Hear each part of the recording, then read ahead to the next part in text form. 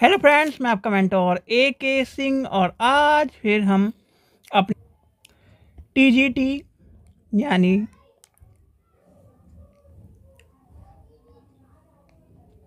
TGT SST की तैयारी करेंगे। और TGT SST में क्या देख रहे हैं हम? NCERT। ठीक है, NCERT देख रहे हैं। और जो बच्चे TGT SST यानी DSSB TGT SST और PGT ज्योग्राफी की तैयारी कर रहे हों वही कृपया इस वीडियो को देखें, अन्यथा और बच्चे स्किप कर सकते हैं, क्योंकि इस वीडियो में स्पेसिफिक उन्हीं बच्चों के हिसाब से पढ़ाया जा रहा है। तो चलिए आज की NCERT का हम यानी कि 6th क्लास की NCERT का छठा चैप्टर देखेंगे। तो इसमें क्या देख रहे हैं? पृथ्वी के मुख्य स्थल रूप के बारे में। ठीक है, चलिए आगे चलते हैं। इस चैप्टर में क्या बताया गया?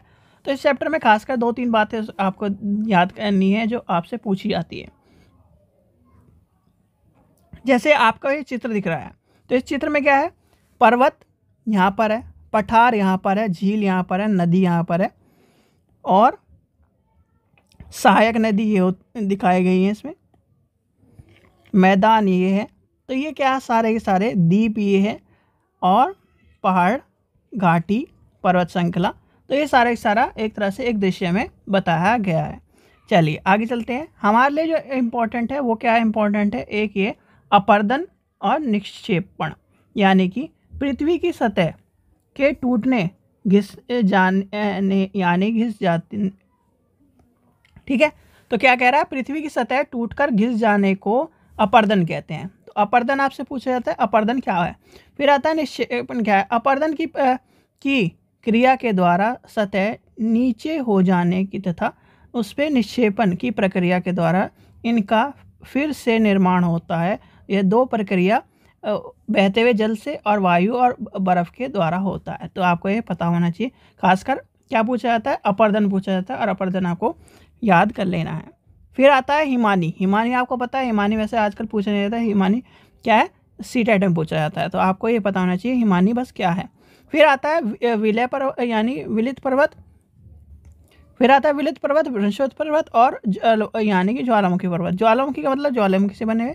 विलित क्या है? विलित एक तरह के आपके यानी कि हिमालय तथा आपसी विलिप्त पर्वत एक तरह से वो हैं जिनकी कहीं ना कहीं सतह ऊबड़ खाबड़ होती है, श्रृंखलाओं के तौर पर बनी होती हैं। जैसे भारत के अरावली श्रृंखला विश्व की सबसे पुरानी विलित पर्वत की श्रृंखला है और ये क्वेश्चन कई बार पूछा गया है।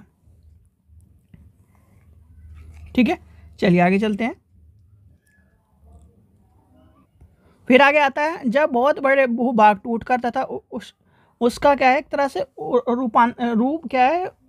विस्थापित हो जाता है, तो उसे क्या कहते हैं? बृहस्पति पर्वत के निर्माण होते हैं। ठीक है, चलिए आगे चलते हैं। ज्वालामुखी का है, ज्वालामुखी से निकले हुए। ठीक है,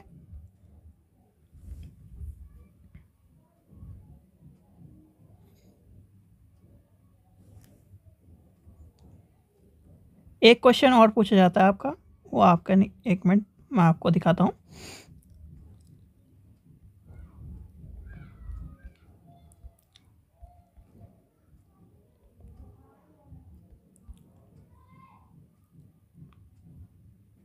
देखिए ये क्वेश्चन है, यानी कि सबसे ज़्यादा क्वेश्चन इसमें से आ सकता है। बृहस्पति पर्वत का निर्माण ऊपर उठे हुए खंड को, यानी कि यहाँ से ऊपर उठे हुए खंड को उत्खंड हार्ट तथा नीचे घिसे हुए खंडों के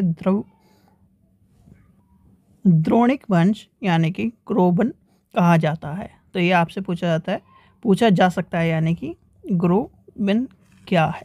ठीक है, तो ये था आज का आपका चैप्टर। मैक्सिमम 3 से 4 मिनट का था, छोटा ही चैप्टर था।